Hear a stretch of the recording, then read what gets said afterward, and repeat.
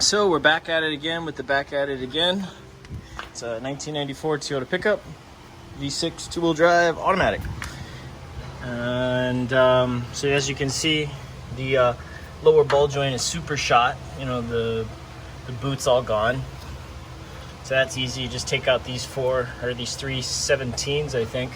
And then the upper ball joint is also super shot. I mean, you shouldn't be able to do that. And then these are 12s, if I'm not mistaken.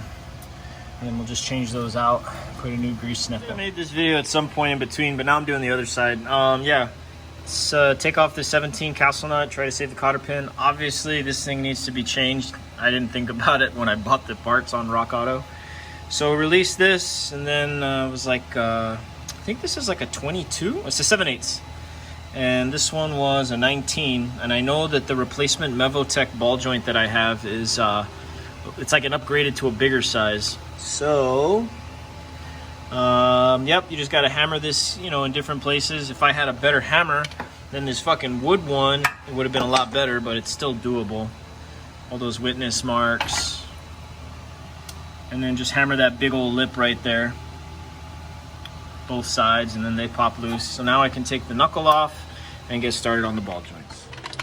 So this is the brand new upper ball joint, and like with the don't mind my torn ass glove. With the other one, you know, you can kind of move it with your thumb like that, real free, and the boot's torn so that, you know, grease and stuff can escape.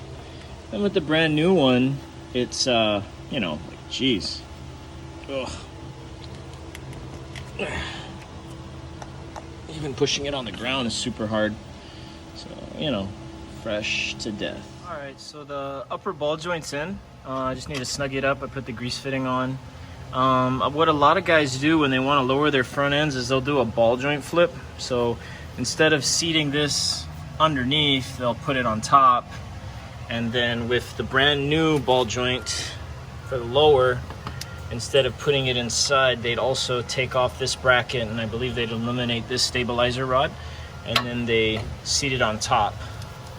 This one could do it because it doesn't have, some of the ball joints that you buy will have this concave or like this raised edge, but this one's pretty flat, so. But then you need to get an alignment, and I'm not all about to do that. It's always interesting anytime you get new stuff, because it comes with new bolts. So this is the original bolt, and I'm assuming very original. It's a little bit rounded, beat up, you know, corrosion, da-da-da. But it already came with a lip on the head. Then I got this bolt, and it came with a washer, and I was like, well, I'm assuming it'll go here. And then the nut looks like it's already got some pre-thread lock, or actually, no, not thread lock. That's just a rubber, just to kind of keep it in place.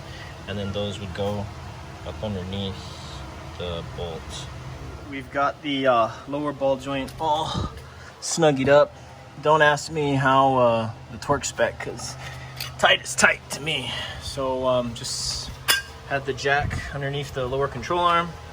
We're bringing it up a little bit so that the ball joint can kind of, I think that's about all he's going to give us.